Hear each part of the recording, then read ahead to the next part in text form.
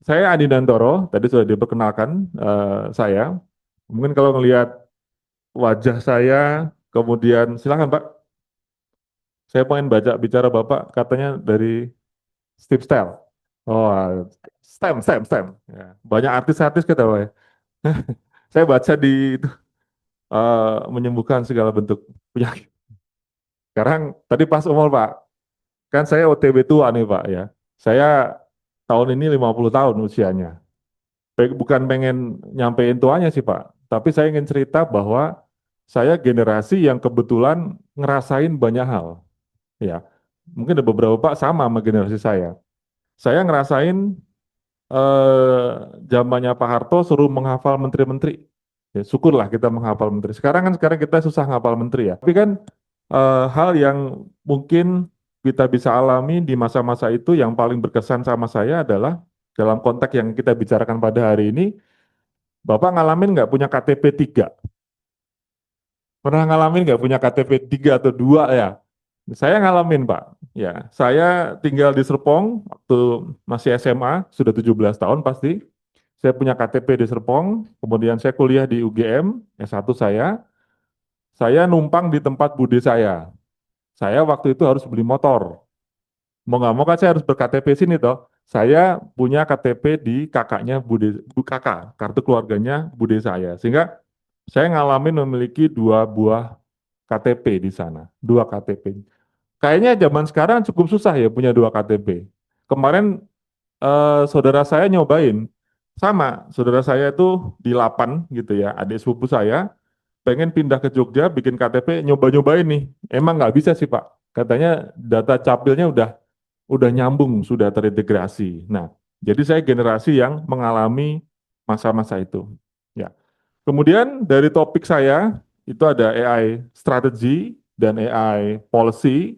Saya berharap nanti di akhir sesi Bapak bisa membuat roadmap strategi dari AI yang bisa Bapak terapkan di organisasi Bapak. Sebetulnya judul ini tuh dalam nih. Kenapa? Karena kalau saya ngebahas strategi, maka saya harus membahas plan, ya kan? Kalau saya ngebahas plan, itu saya harus ngebahas manajemen. Kalau saya bahas manajemen, saya pasti harus membahas governance. Pasti dong, ya kan? Kan nggak mungkin kita tiba-tiba ngomongin strategi. Strategi itu kan langkah pertama dari suatu plan. Jadi kalau saya nggak nyeritain plan, saya lucu dong ngebahasnya. Ini strateginya gimana? Harus jelas plannya. Nanti saya kan analogikan bagaimana kita bercerita tentang strategi. Saya generasi 90-an, Pak. Saya di Jakarta. Saya besar di Jakarta, saya tinggal di Jakarta. Hari ini pun saya ber-KTP Jakarta Timur. Saya ngalamin naik bis, nanti saya ceritakan di slide saya berikutnya, yang kalau turun di Pasar Baru ataupun di Senen, nggak kayak bis zaman sekarang. Bis itu nggak pernah berhenti. Bener nggak Pak? Kita turun itu bisa masih jalan loh Pak. Ya, masih jalan terus kita turun. Kira-kira kaki kiri atau kaki kanan duluan Pak? Turun dari bis yang masih jalan itu Pak. Kiri. Saya bertanya kepada tim Inixindo di kantor, Gensi, jawabannya kaki kanan Pak. Karena mereka tidak merasakan naik bis yang intinya bisnya masih jalan. Nggak pernah. Mereka kan hari ini kita merasakan kalau naik bis turun haltenya berhenti kan. Kita naik Trans Jogja atau di Jakarta naik Transjakarta itu pasti berhenti. Nggak ada itu. Batas 45, batas 100, zaman dulu saya di Jakarta udah nggak ada gitu ya. Nah, kenapa saya bercerita mana yang Anda lakukan duluan pada saat Anda turun dari bis yang berjalan? Kaki kiri apa kanan duluan? Kaki kiri. Benar. Makanya first step itu adalah langkah pertama yang Anda ambil untuk suatu tindakan. Itu namanya strategi. Bagaimana kalau Anda turun dari bis pakai kaki kanan?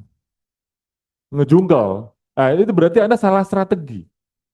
Ya, jadi strategi itu adalah langkah awal yang diambil dalam rentetan tindakan tertentu dalam plan. Sehingga kalau kita ngomong strategi adalah langkah pertamanya apa? Itu namanya strategi, Pak. Nah, tetapi dalam konteks itu setelah strategi kita mesti bicara masalah plan karena langkah awal itu kan pasti ada 10 langkah. Masalahnya plan Bapak mau kemana? Kalau kita bicara plan itu bagian dari manajemen. Maka kan ada kata-kata AI manajemen di sana. Nggak mungkin plan tanpa manajemen. Nah, pada saat Anda menyusun roadmap, pasti ada goal yang Anda ingin capai. AI itu mau buat apa, Pak, di kantor Bapak? AI-nya mau buat apa?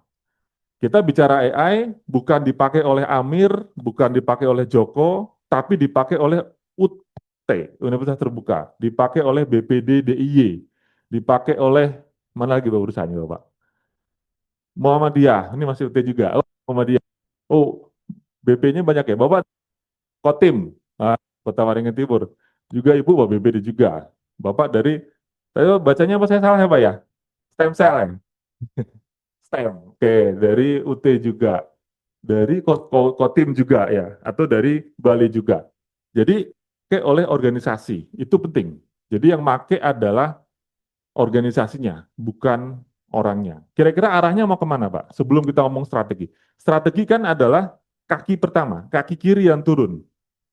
Tergantung arahnya dulu, tergantung mau kemana langkah manajemennya tadi. Nanti kita akan bahas, sebetulnya AI itu goal yang paling efektif untuk organisasi untuk apa? Salah satunya nanti adalah untuk increasing productivity. Udah itu aja. Sangat tidak kurang tepat, walaupun boleh-boleh aja saat AI dipakai untuk efisiensi. Tapi semua AI yang kita pakai adalah organisasi kita untuk meningkat produktivitasnya. Orangnya atau organisasinya, Pak? Organisasi, organisasinya. Jadi perusahaannya. Jadi kita melihat entitasnya di perusahaannya. Oke.